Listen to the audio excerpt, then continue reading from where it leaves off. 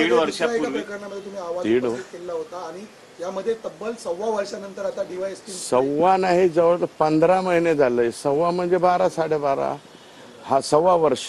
ठीक आहे, 1.25 वर्ष. 15 महिने महादेव मुंडे यांचा खून करण्यात आलेला आहे आणि त्याच्यातले आरोपी साधे सापडत नाही.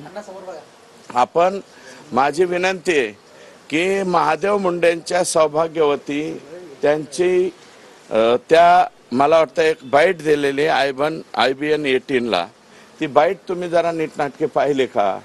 त्या माय माऊलीच्या डोळ्यामध्ये पाणी आहे आणि उजव्या बाजूला ते लेकरू थांबलेलं आहे. त्या लेकराच्या डोळ्यातले आसू त्याला दिसले नाही का? किती करुणपणे तो मुलगा डोळ्यामध्ये पाणी आणून रडतोय. म्हणजे त्याची चूक काय आहे? त्याचा बाप गेलेला आहे आणि 15 महिन्यापर्यंत त्याच्या बापाचा साधा खून कोणी केला हे तपास लागत नाही.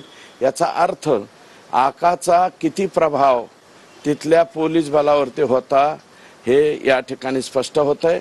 आणि भास्कर केंद्रे सारखा एक पोलीस 15 वर्षापासून एकाच पोलीस स्टेशनला किंवा परळी तालुक्यामध्ये कसा राहतो हे सुद्धा गोड गंबाल त्या ठिकाणी पुढे येणार. या प्रकरणात जो वाल्मिक कराड जो अटकेत आहे त्यांचा सिटी स्कॅन करण्यात आलेला आहे आणि स्लीप एपेनिया नावाचा आजार झाल्याची माहिती पुन्हा एकदा आता रुग्णालयातून पोलीस प्रशासनाकडून दिलेली आहे. मग आता पुन्हा सुविधा पोहोचवल्या जातील का? हे बघा, तो जो नियमाप्रमाणे जरी तो आरोपी असला, कैदी असला, त्याला जे काही आपल्याला नियमामध्ये सवलती दिलेल्या आहेत त्या सवलती उपलब्ध करून घेण्याचा अधिकार त्याला आहे.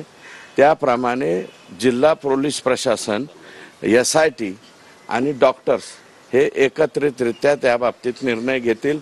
मी तज्ज्ञ नाही, त्याच्या बाबतीमध्ये स्टेटमेंट करणार.